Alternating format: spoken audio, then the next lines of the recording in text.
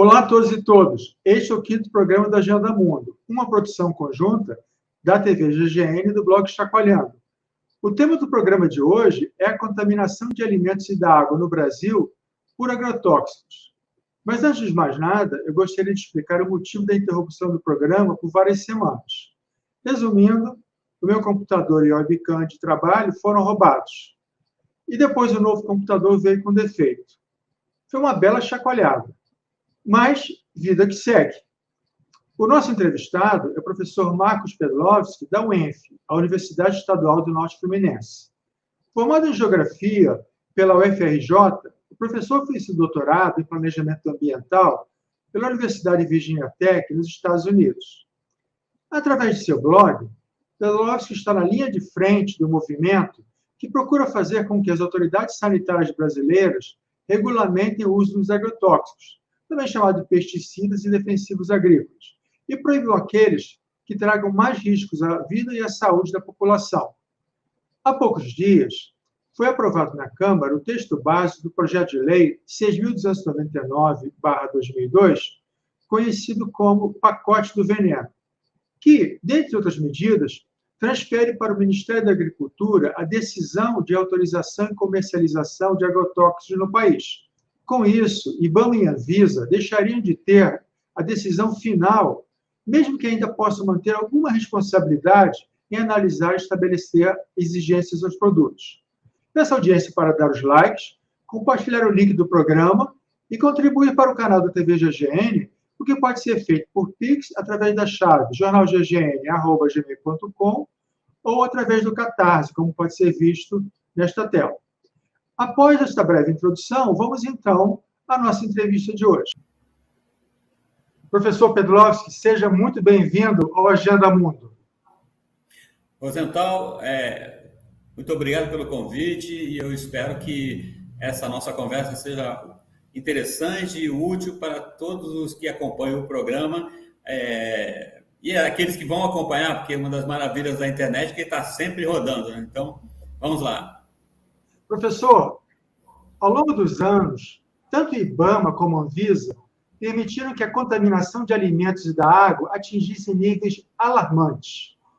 Sugiro, então, que comecemos por avaliar algumas situações que antecedem o governo Bolsonaro. Este é o caso dos agrotóxicos à base de glifosato, como o Roundup, desenvolvido pela empresa Monsanto, comprado pela Bayer em 2018. Desde 2015, a Agência Internacional de Pesquisa em Câncer, que faz parte da OMS, classificou o glifosato como provavelmente cancerígeno. Segundo um estudo publicado em 2021 por pesquisadores brasileiros da Universidade de Princeton, da Fundação Getúlio Vargas e do INSPER, mais de 500 crianças morrem todos os anos no Brasil pelo efeito do glifosato, representando uma alta de 5% na mortalidade infantil em municípios do Sul e do Centro-Oeste. Existem também muitos relatos de má formação congênita e sérios distúrbios neurológicos em crianças. Ainda segundo o artigo, essas mortes se agravaram principalmente a partir da introdução da soja transgênica, conhecida como Roundup Ready. Professor, como você vê essa omissão da Anvisa em face das evidências dos males causados pelo glifosato, mesmo bem antes do governo Bolsonaro? Olha só, Rosenthal, eu tenho que dizer para você que eu não entendo isso como omissão. Na verdade, é uma ação proativa em favor de substâncias que já se sabe são causadores de diferentes enfermidades. Então, porque, na verdade, se espera que haja uma análise técnica isenta, quando, na verdade, existe uma série de interferências políticas e econômicas, principalmente quando se trata de agrotóxicos e sementes geneticamente modificadas, que são o que eu chamo de irmãs siamesas dos agrotóxicos. Então, a gente não tem que achar que, por um lado, todos os técnicos da Anvisa, do IBAMA e do Ministério da Agricultura são corruptos, porque não é essa a questão. Existem técnicos sérios em todas as agências, mas não é raro que eles sejam removidos ou se removam do processo de avaliação dessas substâncias, porque as pressões políticas e econômicas são muito fortes, né? Então, para mim, a gente tem que entender o contexto político em que a análise desses produtos, desses venenos agrícolas, ocorre no Brasil e em todos os países do mundo, porque as pressões estão presentes, principalmente no que nós chamamos de sul global, né? Eu gostaria de passar algumas informações para a nossa audiência. O glifosato já foi banido na Áustria e alguns países europeus devem seguir o mesmo caminho nos próximos anos. Nos Estados Unidos, a Suprema Corte poderá multar a Monsanto em centenas de ações que responsabilizam o glifosato como causador do linfoma de não-Hodgkin, um tipo de câncer que é extremamente agressivo e mortal. No México, a COFEPRIS, equivalente à nossa Anvisa, deu um prazo de permissão de uso do glifosato, no máximo, até 2024. Mas a Monsanto Bayer e a lobista CropLife America atuaram junto ao governo dos Estados Unidos para que o México fosse ameaçado de retaliações nos acordos comerciais. Isso segundo o jornal britânico The Guardian. O mesmo tipo de pressão foi também exercida sobre a Tailândia em 2019. Aqui no Brasil, a mídia corporativa só apresenta as virtudes do agronegócio. Na Globo, agro é pop. Através do Globo Rural, a Monsanto conseguiu alcançar seu público-alvo para alavancar as vendas do Roundup. Professor, como furar esse bloqueio da mídia corporativa em sua defesa incondicional dos agrotóxicos? Acho que o primeiro passo é a gente ter conversas como essa que nós estamos tendo hoje, porque eu entendo que a contranarrativa ela ocorre nas redes sociais, nos veículos da mídia alternativa, nos blogs, nos canais. Então, eu tenho acompanhado trabalhos excelentes. Você pode da combinação entre a ONG Repórter Brasil e a agência pública. Temos também uma ação muito boa, muito consistente da campanha nacional contra os agrotóxicos e pela vida. A Associação Brasileira de Saúde Coletiva tem feito um trabalho muito interessante, muito importante, de documentação e de publicização. E ainda nós temos uma série de pesquisadores, eu diria que a pessoa que se tornou mais pública, até porque foi obrigada ao exílio por causa das suas pesquisas com agrotóxicos, é a professora Larissa Bombage, do Departamento de Geografia da USP. Então, nós temos, sim, hoje, um tipo de contra-informação que está em crescimento. Eu vejo, por exemplo, que temos o portal Por Detrás dos Alimentos, que é muito informativo, muito esclarecedor. Eu, por exemplo, que me dedico a fazer pesquisa sobre agrotóxicos há pelo menos 2 décadas, eu vejo que há um crescimento do conhecimento popular sobre a questão dos problemas causados por esses venenos, né, Rosenthal? Professor, o The Guardian também relatou que o uso indiscriminado do Roundup fez com que surgissem ervas daninhas super resistentes ao glifosato em milhões de acres de terras cultiváveis nos Estados Unidos. Em face disso, a Monsanto e a Bayer atuaram juntas para desenvolver novas sementes que fossem resistentes a agrotóxicos, desta vez à base de dicamba. Só que dezenas de fazendeiros norte-americanos estão processando a Monsanto e a Bayer por problemas resultantes do uso do dicamba, que foi proibido nos Estados Unidos, mas liberado no Brasil pelo governo Bolsonaro. Pedro Austin, você teria mais informações sobre os problemas que o dicamba pode trazer? A primeira coisa, Rosenthal, que não são milhares, centenas, são milhares. Os processos que estão acontecendo hoje nas cortes americanas por causa dos efeitos danosos do dicamba em culturas não intencionais para o seu uso, geraram, inclusive, essa tentativa dos fabricantes de impedir seu banimento. Só que a Corte de Apelações, para onde eles se dirigiram, negou ou não banir. Então, o dicamba está banido nos Estados Unidos. Mas a gente não precisa ir para os Estados Unidos. Aqui no Brasil mesmo, a gente está tendo uma série de problemas graves no Rio Grande do Sul, na área de convivência entre plantadores de soja e plantadores de uvas. Porque o dicamba ele tem uma característica da sua molécula que ele volatiliza muito rápido. Então, ou seja, sai da fase líquida para a gasosa, e isso faz que ele seja transportado dependendo de uma variação mínima de condição atmosférica. E, ao mesmo tempo, o uso intenso produz o que a gente chama daquela nuvem que é a deriva do dicamba. Tudo isso, então, são dois processos que, combinados, empurram o dicamba para áreas em que ele não para bem, porque nós temos a semente de soja preparada para o Roundup, mas também tem a semente de soja preparada para o dicamba. Então, quando atinge um campo, mesmo de soja, que não foi preparado para receber dicamba, você tem um dano foliar grave. Então, mas não obstante, como dizia um colega aqui da UENF, o dicamba continua sendo aprovado. E ele continua sendo aprovado. Olha, o dicamba conseguiu uma coisa muito peculiar, que teve, quando começaram as aprovações aqui do governo Bolsonaro do dicamba, até a Associação dos Produtores de Soja do Mato Grosso pediu para que não aprovassem mais. A ProSoja, que é tão próxima do governo Bolsonaro, falou, não mais dicamba. Só que, se você olhar a lista dos 1.595 agrotóxicos liberados a partir de janeiro de 2019, temos lá vários dicamba. Então, aí você me diz, mas por que isso acontece?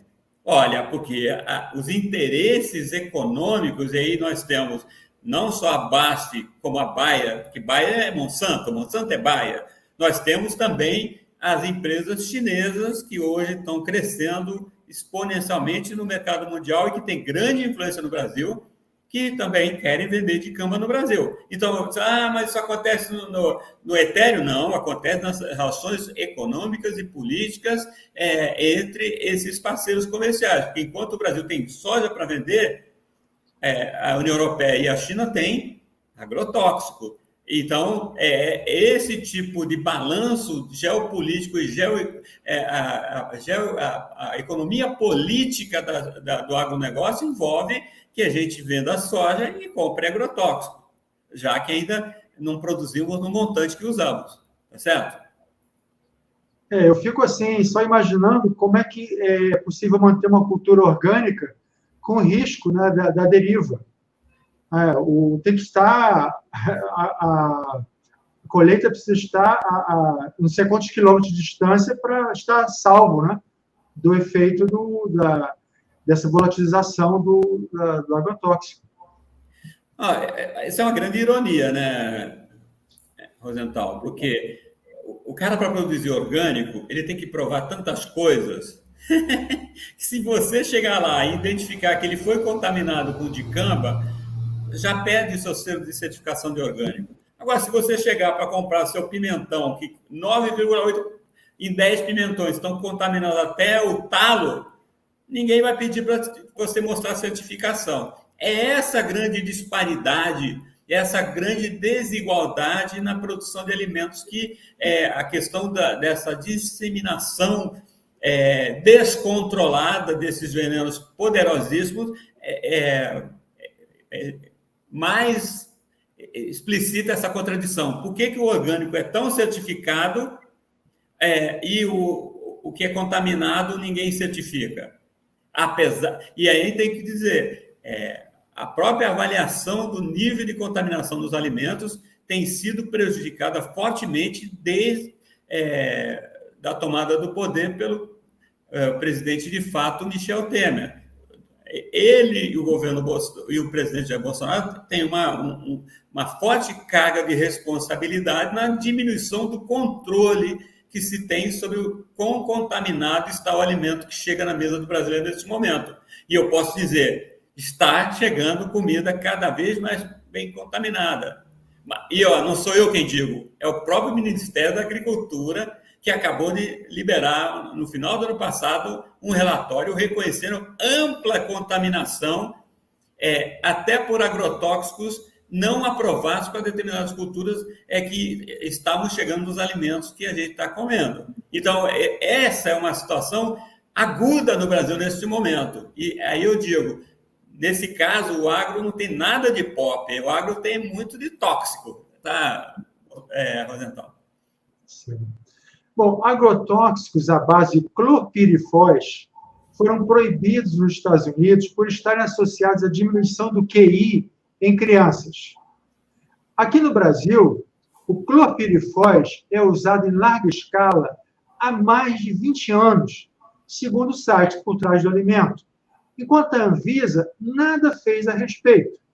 Professor, você dispõe de informes sobre as colheitas em que o clorpirifos é usado aqui no Brasil? Temos que dizer que eu vou citar algumas que são autorizadas para uso.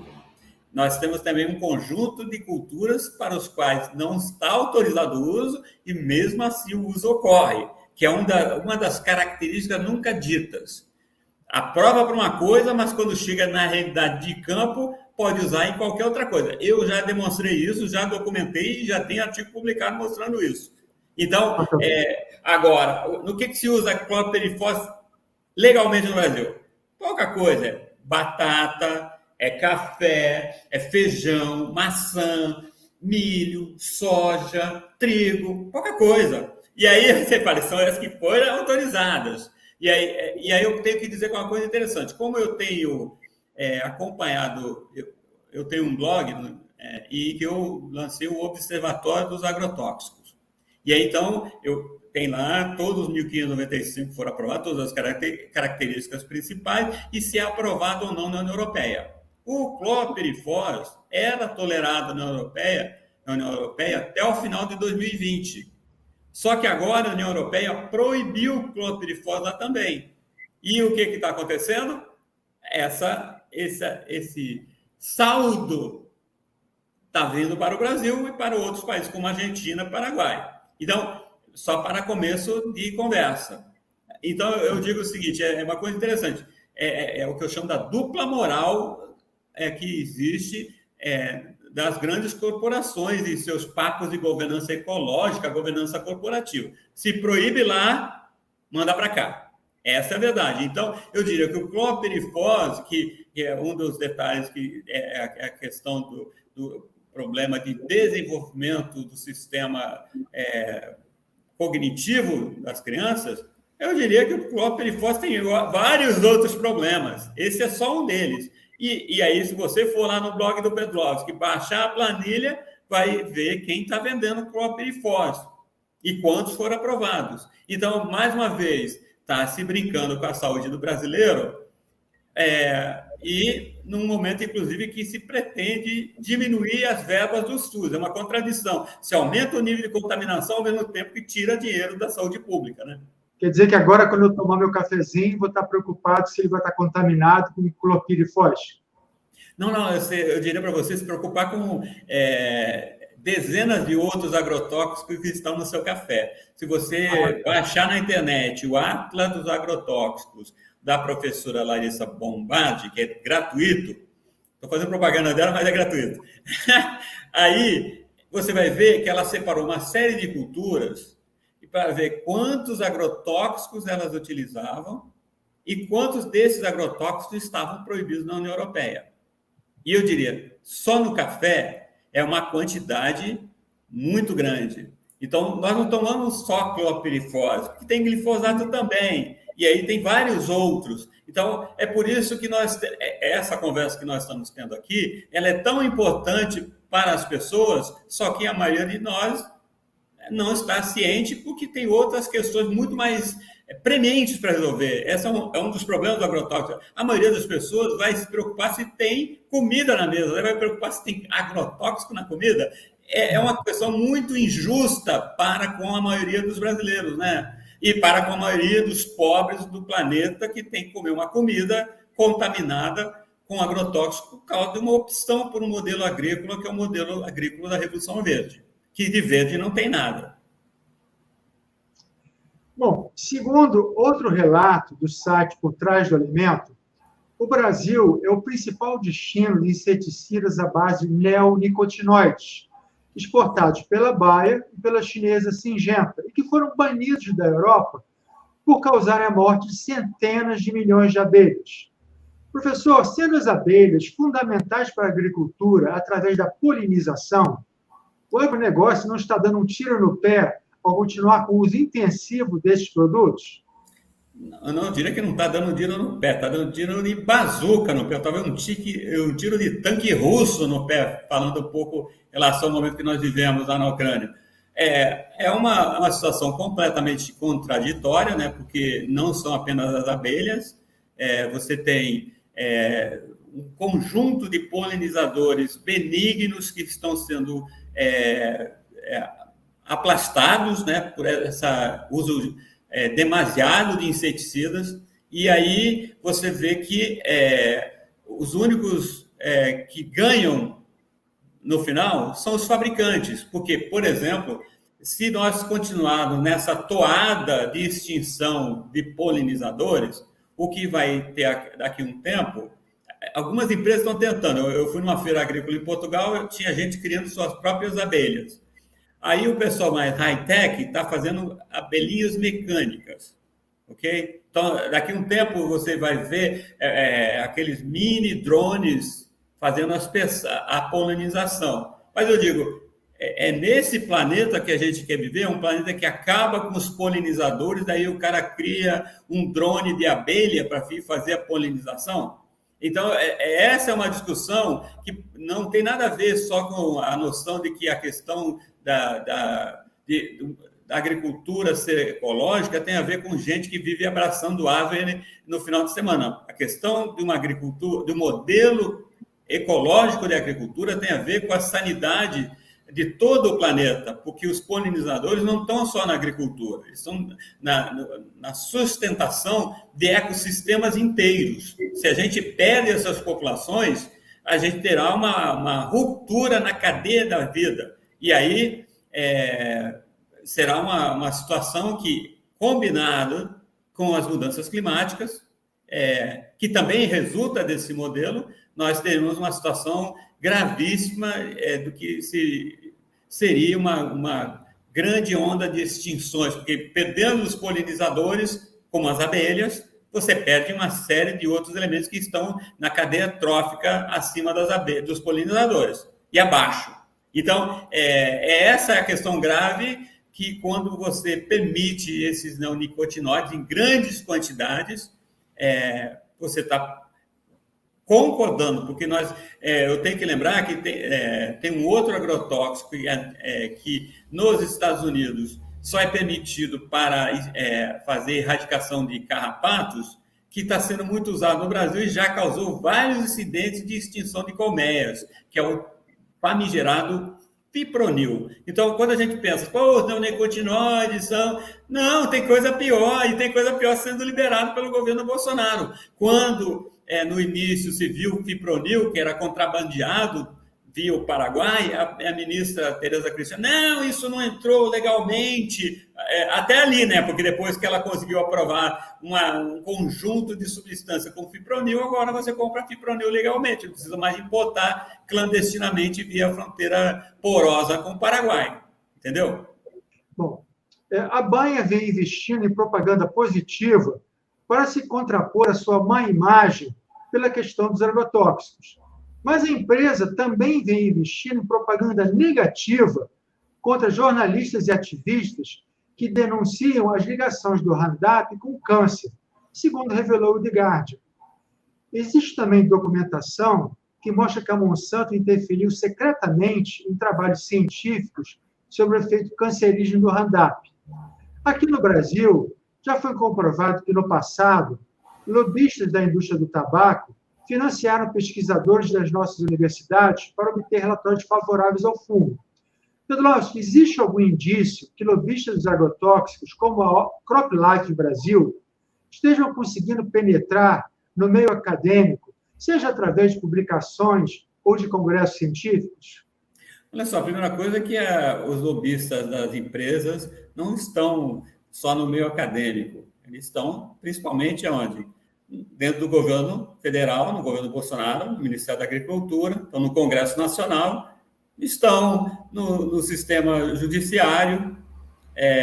E eu diria que um dos problemas do Brasil não é tanto essa coisa de você cooptar pesquisadores, porque isso acontece em todos os países do mundo que tem algum tipo de ciência relacionada à agricultura. Tem um caso famoso lá nos Estados Unidos, que eu não lembro agora a universidade, que você tinha um grande especialista que escrevia artigos científicos, relatórios para a Agência Ambiental Americana, a EPA, atestando a segurança do glifosato, quando se descobriu que parte de tudo que ele publicava e parte do que ele atestava era oferecido e disponibilizado pela própria Monsanto.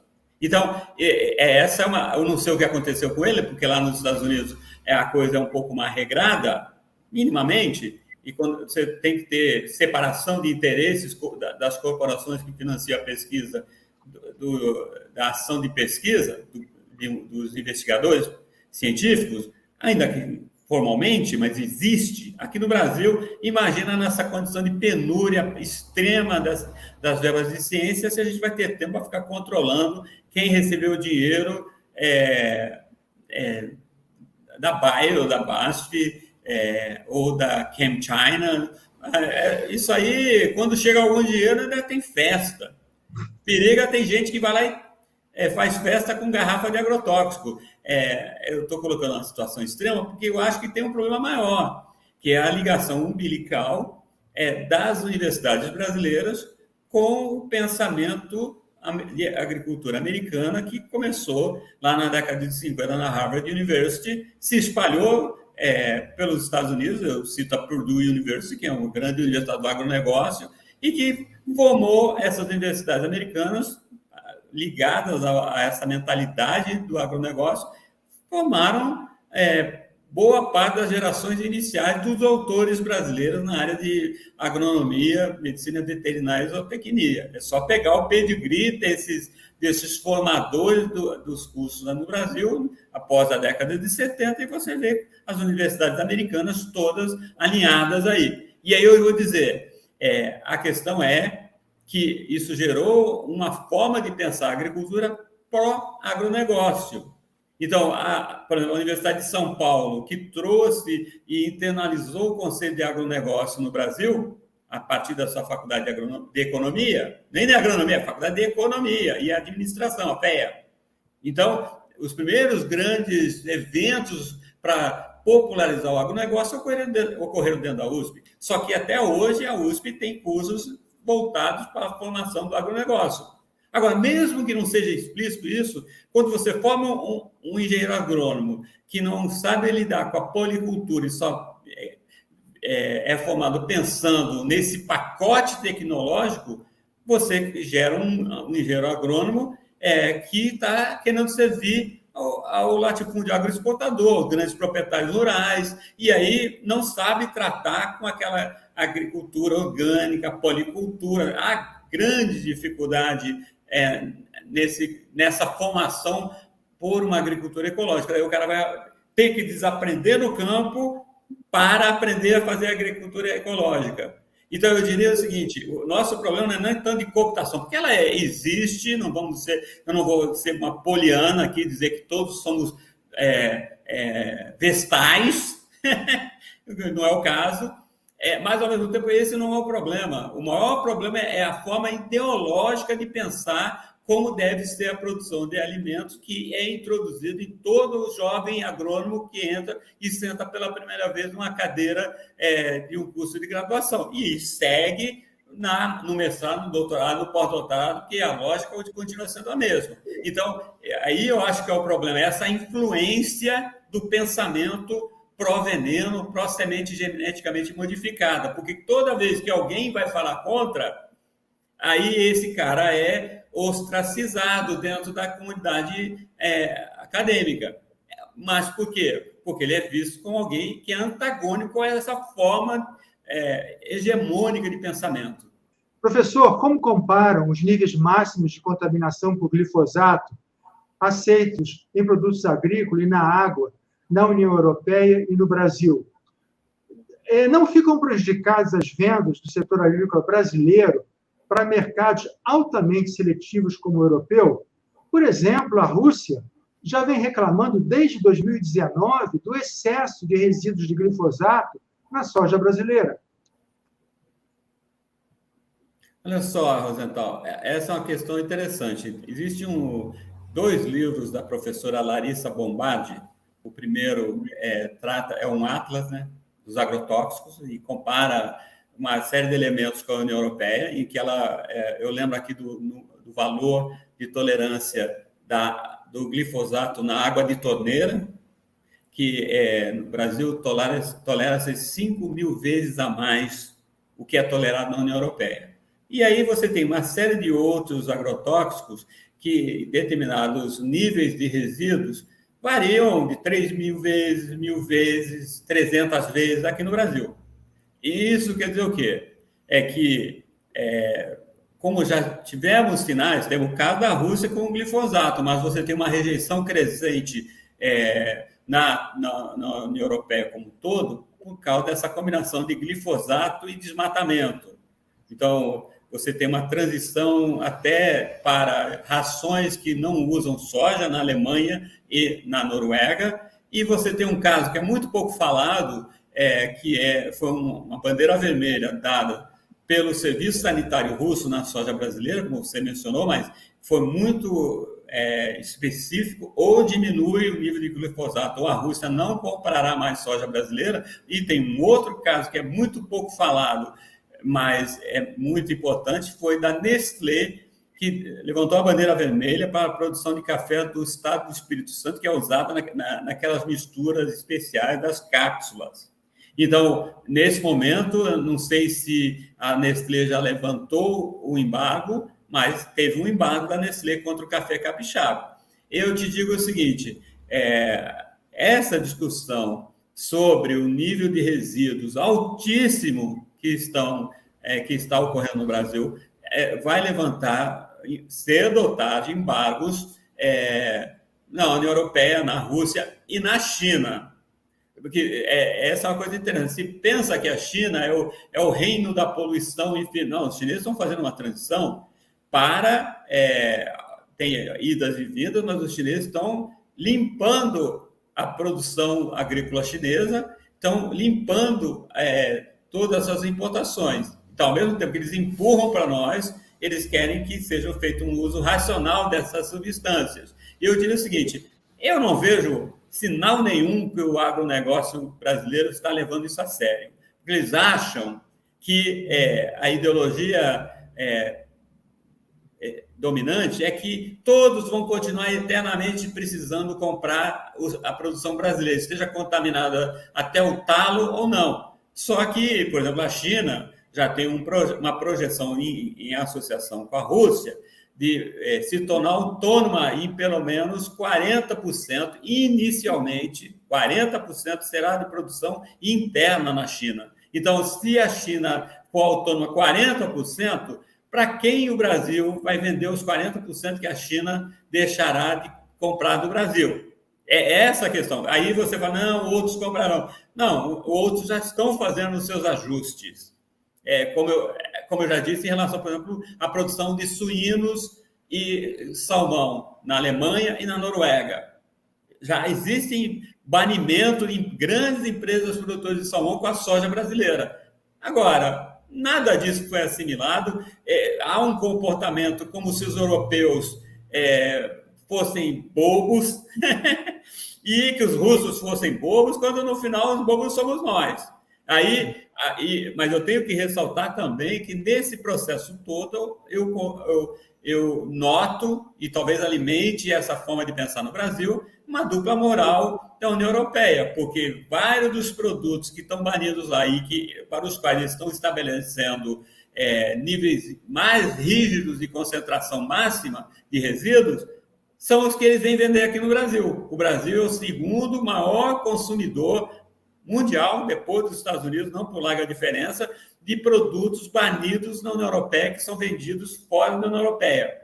Então, isso gera aqui uma sensação de oba-oba, não, nunca vão nos punir, nunca vão nos embarrear por causa dessa dupla moral, mas eu tendo a acreditar que o agronegócio brasileiro está brincando com fogo, mas em mais de uma área, né?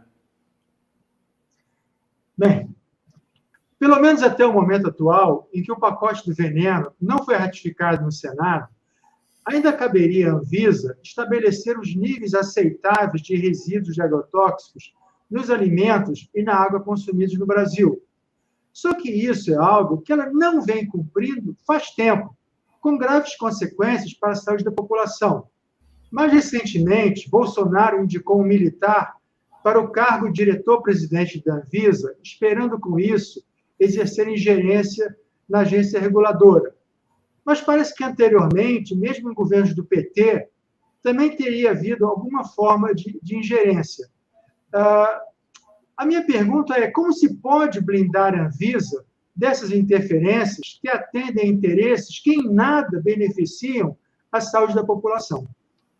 Olha só, achar que interferência nos órgãos técnicos de avaliação de agrotóxico é coisa do governo Bolsonaro seria ingenuidade. Nós temos o caso, por exemplo, de um dos gerentes da Anvisa do governo Dilma, o Luiz Cláudio Meirelles, que foi demitido por denunciar publicamente que acho que 5 agrotóxicos tinham sido aprovados segundo estratégias pouco republicanas. Então, quem acabou demitido foi o Meirelles, que foi retornado para a Fiocruz, onde ele é um pesquisador bastante abalizado e experiente da área de agrotóxicos. Então, mas por que naquele momento... Nós temos outro caso pouco falado no governo, eu não lembro se foi no governo Dilma ou no segundo mandato do Lula, agora perdi um pouco a memória, do Gerson Campagnola, que ele foi colocado como presidente da Embrapa para tentar aproximar a Embrapa mais da agricultura familiar do que continuar servindo aos interesses do agronegócio, como historicamente a Embrapa tem feito. O que aconteceu? O Campagnola não durou muito. Então, nós temos que ver que existe uma correlação de forças, principalmente no Congresso Nacional, onde o latifúndio, o agroexportador, apesar de ser uma minoria da população, uma infinidade, a representação política deles é uma das mais poderosas. Aí eles podem fazer onde eles elegem seus deputados e senadores, nos grotões. Para mim, tanto faz. O fato é que elege e controla o Congresso. Fala-se do centrão, mas se esconde a bancada ruralista. Então, achar que depois vai se conseguir que tudo funcione de acordo, tendo esse domínio político do Congresso pela bancada ruralista é ingenuidade. Aí você me pergunta, como é que nós vamos conseguir que esses órgãos técnicos realmente consigam agir de forma técnica? Aí nós estamos falando do próprio processo de democratização do Estado brasileiro, que ainda estamos longe de termos um Estado democrático.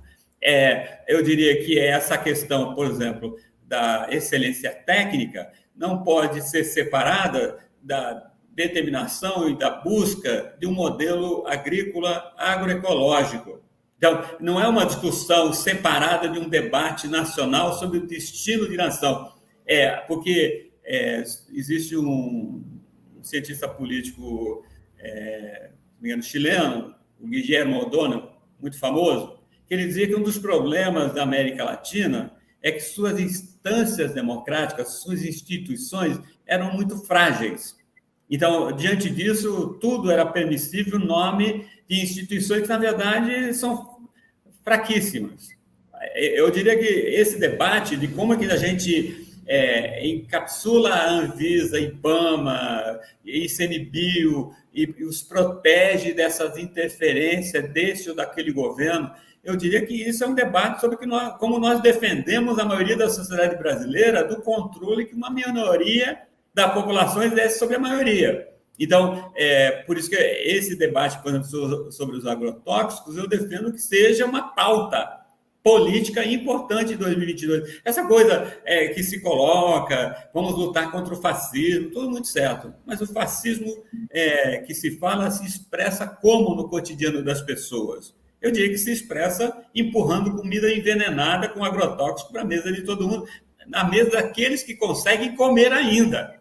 Então, não é qualquer discussão. Então, essa discussão de proteger os órgãos técnicos das interferências externas tem a ver com o direito da maioria a ter uma sociedade democrática e viver o bom viver, né, Rosenthal? Parece ser uma discussão meio esquizofrênica, mas eu acredito que o debate sobre a isenção dos órgãos técnicos tem a ver com um debate sobre a democratização do Estado brasileiro. Não é qualquer tarefa, não é uma tarefa simples, mas é uma tarefa estratégica.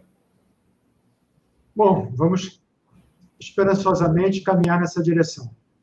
Bom, gostaria de lembrar a audiência para dar os likes, compartilhar o link do programa e contribuir para o canal da TV GGN através da chave de Pix, jornalggn@gmail.com. Tem também a contribuição através de Catarse, como vocês podem ver na tela dessa live. Professor, como nada tão ruim que não possa ficar ainda pior, chegamos então ao desastre do governo Bolsonaro. Não bastasse a liberação de dezenas de agrotóxicos perigosíssimos, vem agora o projeto de lei 6.299, que transfere o poder de decisão final sobre a liberação de agrotóxicos para o Ministério da Agricultura, comandado por ela, a musa do veneno, Tereza Cristina. Professor, peço que comente como tem sido até agora a gestão do governo Bolsonaro em relação aos agrotóxicos, comparando também com os governos anteriores. E sobre o pacote do veneno, o que podemos esperar de reação contrária da população e da sociedade organizada, e mesmo do judiciário? Olha só, a primeira coisa é que, na área dos agrotóxicos, vale a primeira lei de Murphy, é que nada está tão ruim que não possa piorar. Então, o governo Bolsonaro, analisando friamente, porque eu tenho feito esse estudo da estrutura de quem são os beneficiários de todas essas aprovações, são as grandes corporações produtoras de venenos agrícolas. E aí nós temos uma situação interessante que não apenas as 3 ou 4 grandes, que a gente está falando de Bayer, Monsanto, BASF, a Dow DuPont, a ChemChina Syngenta, mas você também tem as chinesas, as indianas e as japonesas. Então, a Mitsubishi fabrica veneno, a Sumitomo fabrica veneno. Então, quem acha, por exemplo, que a Mitsubishi só fabrica carro, pode saber que tem agrotóxico Mitsubishi rolando por aí. A Sumitomo é outra corporação chinesa. Mas eu identifico, por exemplo, um forte avanço da indústria chinesa de agrotóxicos no mundo, graças ao avanço que teve no Brasil. Então, quando, por exemplo, o presidente Bolsonaro vai na China, ele vai lá beijar a mão do Xi Jinping, não por qualquer outra coisa. É para vender soja e comprar agrotóxicos. Então, esse é um governo, com a ministra Tereza Cristina, que tirou os intermediários. A bancada ruralista tirou os intermediários. Então, colocou logo a presidenta da bancada ruralista para depois... foi da CNA, é uma agrônoma, latifundiária, ela é tudo. E ela é uma instrumental figura nesse passa-boiada dos agrotóxicos. Então, eu tenho que lembrar, Rosenthal, que nós já estamos vivendo sob a égide do decreto 10.833, de 7 de outubro de 2021, assinado pelo governo Bolsonaro, pelo presidente Bolsonaro, que é uma garantia que o pacote do veneno já está valendo, mesmo que não esteja aprovado no Senado. Então, é uma ilusão achar que a gente ainda não conviverá com os efeitos do pacote do veneno até passar no Senado, porque tem o decreto 10.833, que já está avançando o pacote do veneno sem que o pacote do veneno tenha sido aprovado.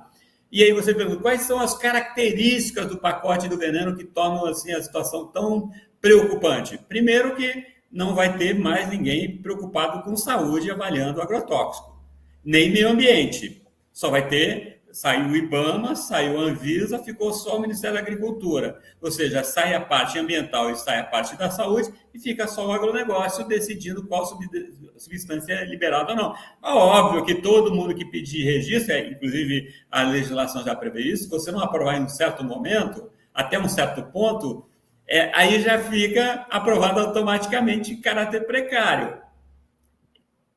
E, além do mais, temos a possibilidade do uso de uma série de aprovações precárias de agrotóxicos que são conhecidamente cancerígenos. Não é assim aqueles que a gente acha que não sei o quê. Não. A malationa, cancerígena. Quem quer certificar a malationa precariamente até que a prova está aprovado. Então, você vai ter... Eu deixei de citar aqui o caso... absurdo do paraquat, que por exemplo, foi banido na União Europeia, foi banido na China, foi banido nos Estados Unidos e foi banido no Brasil. Só que aí a bancada ruralista quer desbanir o paraquat no Brasil, sob alegações econômicas, como sempre, mas ao mesmo tempo eu desconfio que se o pacote do veneno não for minimamente tamponado, você vai ter o Brasil produzindo paraquat para todo mundo que quiser envenenar e causar uns 10 ou 15 tipos de doença na sua população.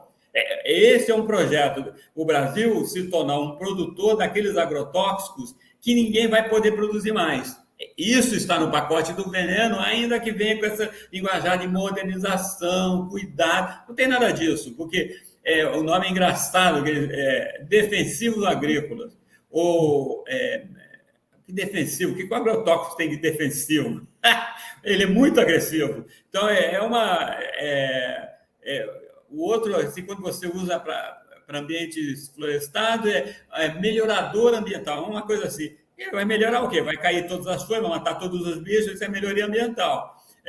Aí eu te digo, nessa situação, como a gente sabe que existe uma economia política do alimento, uma economia política do sistema de produção de alimentos, o Brasil pode ficar numa situação daqui a um tempo que, tendo aprovado todos esses venenos, tendo contaminado rios, florestas, o que sobrar de floresta, água, ar, aí vamos falar assim, Brasil não vende mais para nós. Aí vamos fazer o quê? Com a contaminação, com o desmatamento, com o trabalho escravo, que tudo isso está gerando. Então, essa é uma questão que tem que ser colocada de frente. Não é uma questão assim de menor, não é questão para ecologista, não é questão para abraçador de árvore. Essa é uma questão que deveria estar sendo colocada como uma das pautas principais, porque eu quero saber se o que eu estou vendo acontecer, porque não é assim... Rosenthal, estão ameaçando fazer. Alguns países já estão fazendo, só que não estão sendo levados a sério. Então, mas quando começar um movimento global, por exemplo, o pacote do veneno, olha só que maluquice, o pacote do veneno já está servindo para os oponentes do acordo da Mercosul-União Europeia, no Parlamento Europeu, falar assim, enquanto não tirarem o pacote do veneno, essa legislação, esse acordo não caminha dentro do Parlamento Europeu. Aí é o seguinte, será que os líderes do Congresso Nacional não sabem disso? Não existe lá os assessores que falam, isso vai melar o acordo com o Mercosul. Daí o cara vai fazendo, não, vamos vender para os árabes e para os chineses. Isso deveriam estar lendo os documentos emitidos pelo presidente Xi Jinping. Entendeu? Se não estão lendo, deveriam ler. Porque aí porque você fala assim, não, essas previsões... Eu, por exemplo, Rosenthal, detesto fazer previsão correta, mas eu dei uma entrevista no Jornal Diário de Notícias em Portugal, no início de janeiro de 2019. Eu fiz uma série de previsões lá sobre o que ocorreria na Amazônia com a pesquisa, com o cientista. E sabe o que aconteceu? Eu acertei todas. Porque existe um método, né? A gente não vive no etéreo.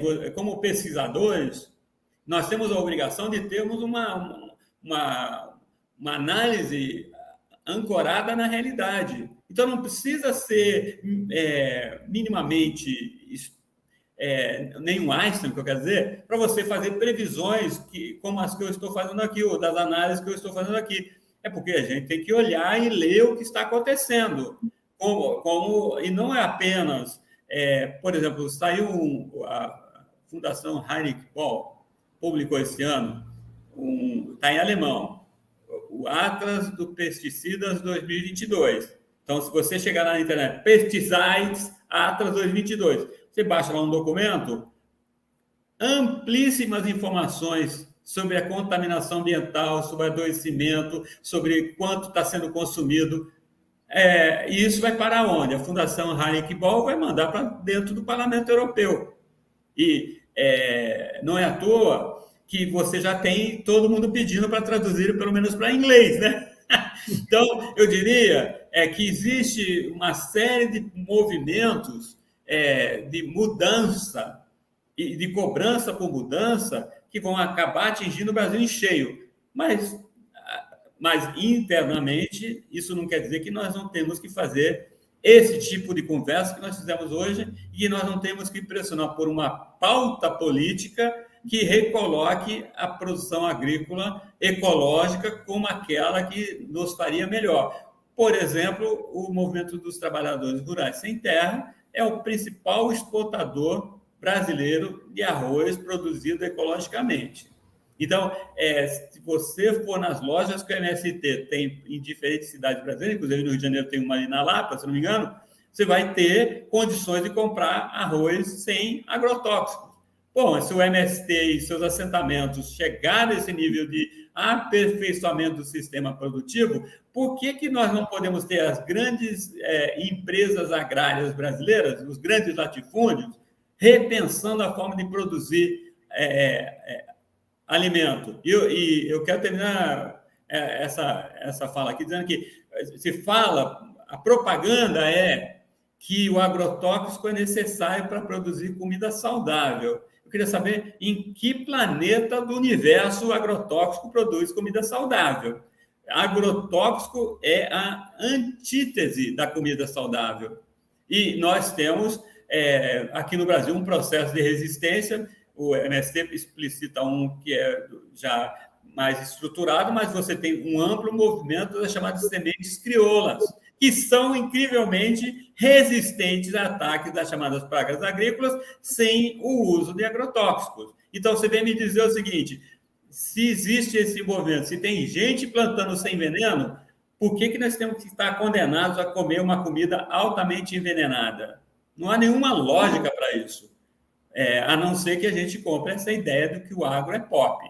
Mas eu espero que depois dessa conversa, quem nos assistir já saiba que não é pop, é tóxico.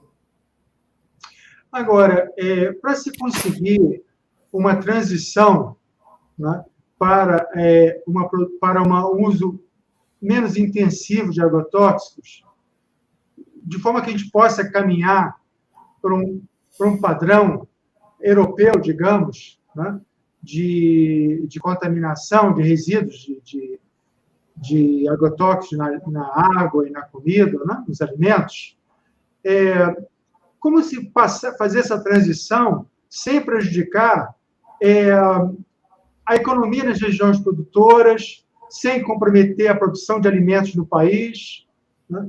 Essa é uma questão que sempre vai ser colocada, né, em defesa do uso dos agrotóxicos.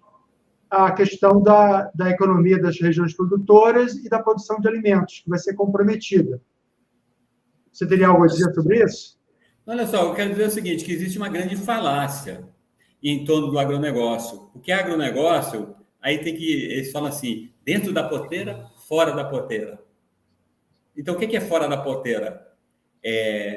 Quem produz semente, as traders que colocam a produção nos mercados globais, aqueles que fazem a especulação dos mercados futuros, tudo é agronegócio. Quem produz o trator, e quem dentro da porteira, aí é outra parte do agronegócio. Todo mundo é agronegócio. Mas vamos decompor quem realmente entra nessa conta e ver se realmente é negócio ou é agro. Ok? Isso é uma primeira discussão. Uma outra discussão é o seguinte, nós temos que fazer um balanço. quanto custa o agronegócio para o Brasil. Por exemplo, agrotóxico é completamente isento de ICMS. Tem um perdão fiscal, um perdão tributário com o agrotóxico. Quantos bilhões a gente perde por ano na cadeia do agrotóxico, sem taxar essas empresas? E aí, por exemplo, por que toda essa parte de exportação com a Lei Candir pouco é taxado? Quanto custa para o país? Quanto custa tocar essa máquina? Mas eu digo, quanto custa, por exemplo, hoje você tem uma diminuição da área plantada dos alimentos para a maioria da população? Porque é isso que está acontecendo. Quanto mais se planta soja, menos se planta feijão. E aí o Brasil virou, há alguns anos, importador até de feijão preto. Aí a feijoada é russa ou é chinesa. E aí qual é a graça disso? Para a gente poder vender... o Brasil não está vendendo alimento. O Brasil está vendendo grãos que vão virar ração animal. Então, esse é um engodo. A gente tem que requalificar o debate, superar essa falácia. E eu diria para você que se, incrivelmente, se você for ver os investimentos de crédito rural durante o governo Bolsonaro, mas no governo Temer, mas em todos esses governos anteriores, mas é mais gritante agora, quanto entrou para o investimento para a produção de alimentos no mercado interno, sendo que a agricultura familiar, pelo último censo agropecuário feito pelo IBGE, a agricultura familiar representa 70% do aporte dos principais alimentos na mesa do brasileiro. O agronegócio não contribui para a produção de alimentos que vão chegar na cesta básica do brasileiro. Quem faz isso é a agricultura familiar. E aí, como é que você me explica que no governo Bolsonaro o crédito para a agricultura de exportação tem aumentado e o crédito para a agricultura familiar tenha secado? Aí você fala, pô, está muito cara a comida. É óbvio, se o pequeno agricultor não tem crédito, como é que ele vai plantar? E essa é uma decisão muito clara do Ministério da Economia do senhor Paulo Guedes. Apoiar o latifúndio agroexportador e apertar o garrote no pescoço do agricultor familiar. E aí é que a gente vai no supermercado, aí você ainda toma um café de péssima qualidade, porque a gente só sabe que é um café bom quando a gente vai no exterior e eu quero um café. Aí você toma um café, isso é café. Não é? Aí você vai no supermercado hoje e compra meio quilo de café, 1 quilo de café, vamos lá, R$20, R$30. Isso, o trabalhador brasileiro que ganha um salário mínimo não pode tomar nada que possa ser chamado de café e botar junto com o café o pãozinho. Essa é a lógica que está dominando. E eu digo, é isso que nos interessa? E é óbvio que o modelo agrícola não vai ser alterado enquanto você não tiver uma mudança da estrutura fundiária e que você continuar com das concentrações fundiárias mais altas do planeta. A gente, até um tempo atrás, só perdia para a África do Sul e Venezuela. Não tenho certeza se a gente já não ganha deles, em concentração. Fora todo esse processo de grilagem de terras públicas que estão acontecendo na Amazônia nesse momento. Não é pequeno agricultor que está indo lá jogar agrotóxico de avião para derrubar a floresta depois, com certeza. Como não é garimpeiro que constrói pista para tirar ouro para vender na Itália. Também não é. Então, eu diria que a gente tem que superar essa fantasia que o agronegócio, quem alimenta, quem quer que seja. O agronegócio brasileiro alimenta os porquinhos chineses, as vacas chinesas, os porquinhos alemães, até agora. Você entende o que eu estou falando, Rosenthal? Vamos parar. Essa é uma fantasia que é montada à custa de muito agrotóxico, desmatamento, trabalho escravo, fome, desemprego. Essa é a realidade. E então, a gente começou falando de agrotóxico, mas o agrotóxico é apenas um dos elementos de uma cadeia de desconstrução de possibilidades de agricultura que realmente alimentem o brasileiro e que baixem o valor da cesta básica, que hoje está impossível para o trabalhador, na sua maioria. Então, por que adianta você ser o maior exportador de tudo se a gente tem multidões de brasileiros passando fome nesse momento? E aí você me fala, mas o agronegócio tem a ver o que com isso? Eu diria, tem a ver tudo com isso. O agrotóxico e a semente geneticamente modificada tem alguma coisa a ver com isso? Tem tudo a ver com isso, ok? Porque eu tenho eu dou um curso aqui na UENF e que eu mostro uma transparência sobre produção agrícola no globo, e aí eu mostro que a cadeia de ganhos, quem mais ganha, inclusive, quem menos ganha, é óbvio, é o agricultor, o proprietário rural, é o que ganha menos. Mas lá no final, aquele que ganha mais é quem? As grandes cadeias de venda, o Walmart, a Tesco, ou seja, você vai tendo um ganho exponencializado na estrutura de circulação do alimento. Então, vamos parar com essa ideia que é isso que nos serve, porque isso não serve à maioria dos brasileiros, isso não serve à maioria dos povos que estão no chamado sul global. Isso é um modelo que só faz aumentar a concentração de riqueza dentro do sistema econômico global. É só isso. Além de poluir, desmatar, gerar violência, como a que nós estamos vendo em diferentes partes do Brasil, nesse momento, contra aqueles que resistem exatamente contra esse modelo. Bom, estamos chegando perto do final do programa. Bem, a Bayer, em seu site, colocou em uma relação de A a Z os produtos que ela classifica como sendo para a saúde do consumidor e os agrotóxicos, que ela classifica como crop science, ou seja, ciência da lavoura. Assim, o Roundup aparece logo na sequência da vitamina C, Redoxon. O medicamento Claira, para uso ginecológico, antecede o Racumin, usado para matar ratos. Estão na lista alguns medicamentos dos quais já fiz uso, como a aspirina. No que me diz respeito, vou deixar de usar os medicamentos da Bayer sempre que houver um substituto apropriado. Professor, a Bayer não seria vulnerável a um boicote de consumidores que estejam conscientes dos malefícios à saúde causados pelos vários remédios tóxicos que ela produz para o uso das lavouras? Olha só, não só a Bayer, a BASF e todo mundo que vem junto.